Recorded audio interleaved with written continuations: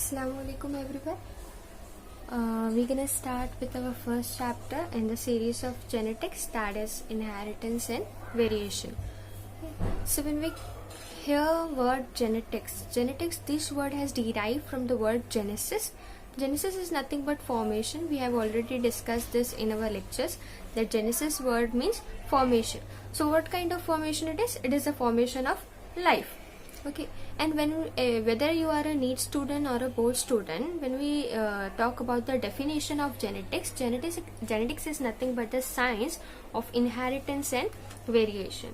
Now we come across two terminologies, that is inheritance and variation. If we talk about inheritance is nothing but the transmission of characters from parents to the offspring.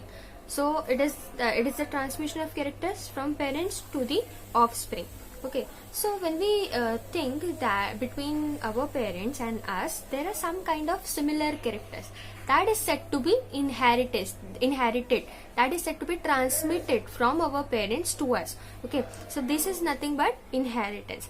And when we see our parents, some characters of us is totally different from our parents and offspring, means that is our unique characters that we have got from the variation. Okay, variation is nothing but the difference existing between the parents and the offspring along with the sibling.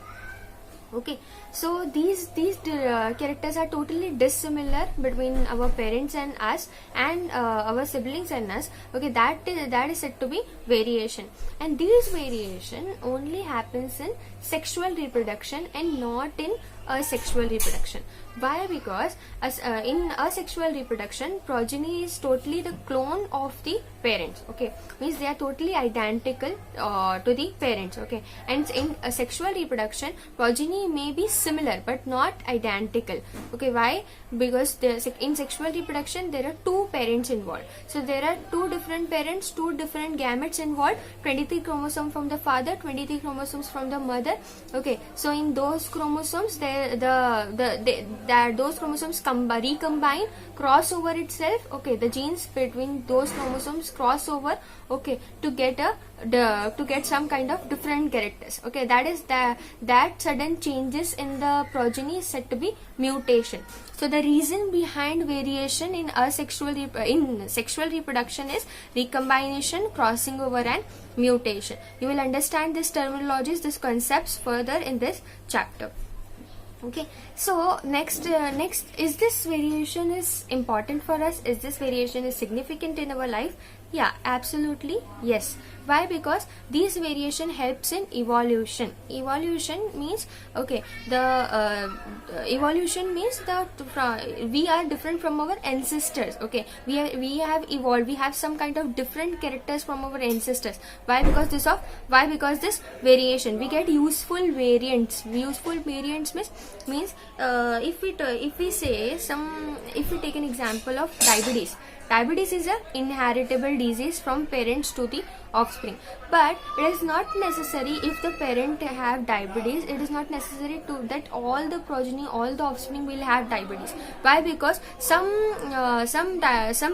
offspring may have variation, and they might not have diabetes. Okay, so that is another advantage of variation.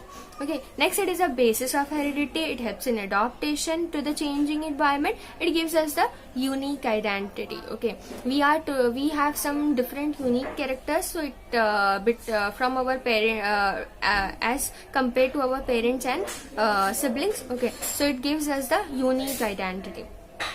Okay, so in the field of genetics, there are some early theories of heredity, such as Moise theory by Pythagoras, fluid theory by Aristotle, formation theory by Swammerdam, epigenesis theory by Wolff, pangenesis theory by Charles Darwin. Okay, but above all, the father of genetics is Gregor Johann Mendel, because we will discuss further the reason behind the success of Mendel. Okay, but before that we have to know that the father of genetics is Gregor Johann Mendel, and the term genetics was given by William Bettison in 1905. Okay, so don't confuse between that. Father of genetics is Gregor Johann Mendel and term genetics is given by William Bettison in 1905. So we will proceed now with the totally different thing. This was all about introduction of genetics. Next we will proceed with Mendelian genetics. Now what is Mendelian genetics? Mendelian genetics, in Mendelian genetics, he was not aware of the word genes. Okay, at that time when he has started with his experiments, he was not aware of the word gene. Okay, so he for the genes he gave the word as factors. Factors are nothing but, before starting up with the experiment, we have to know the different terminologies involved in genetics. Okay, so first terminology we come across is factor. Factor is nothing but the particle responsible for transmission of characters. Okay, and the same as the genes is nothing but the specific segment of DNA which determine a particular character of organism, which is responsible for transmission of character for a particular character of an organism is factor. Okay, specific segment of DNA which determines a particular character of an organism is said to be genes. Factor is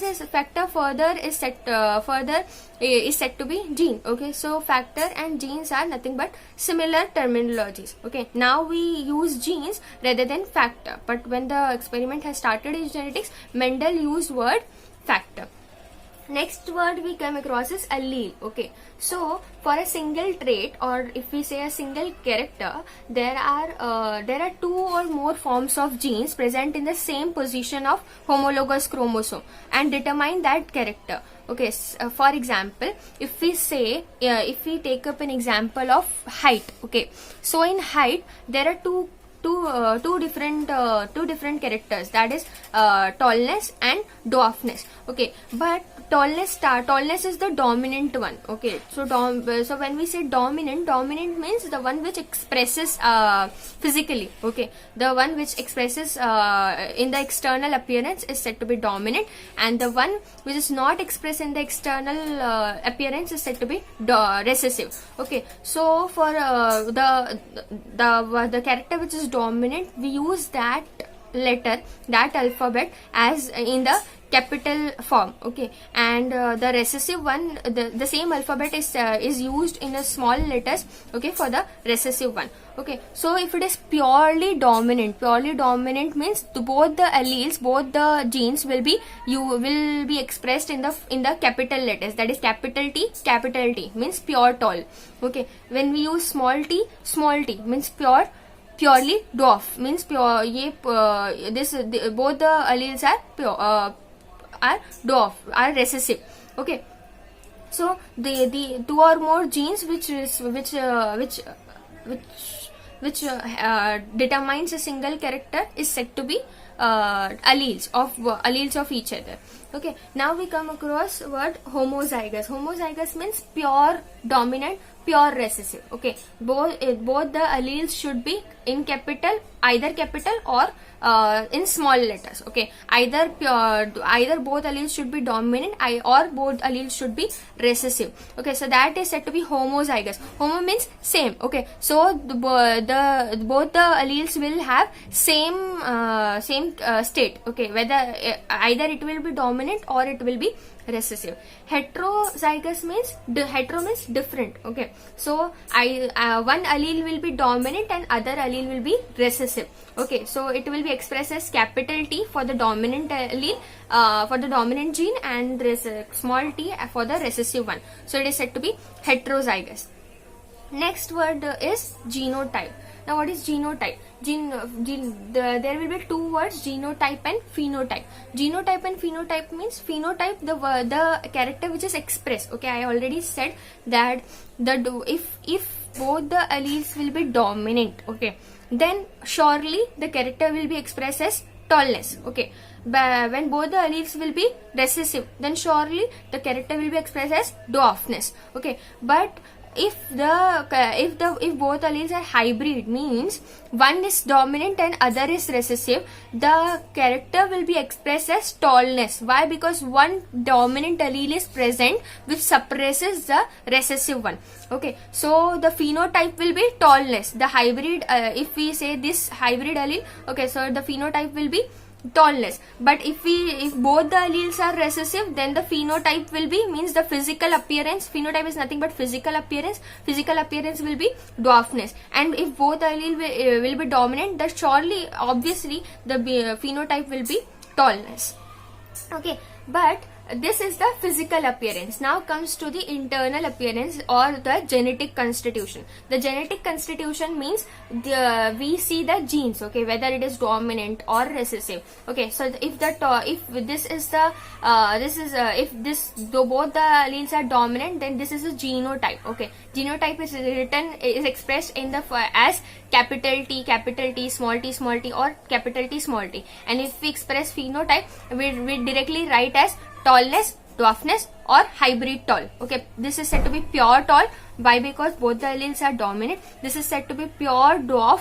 Why? Both the alleles is recessive. And this is said to be hybrid tall. Hybrid tall means one dominant, one recessive, but the character is expressed as tallness. So it is said to be hybrid tall. This we will write in the phenotype. But if we say genotype, in genotype we have to express as letters, as alphabet. Okay, like capital T for pure tall, small t for pure dwarf, and capital T, small t as hybrid tall.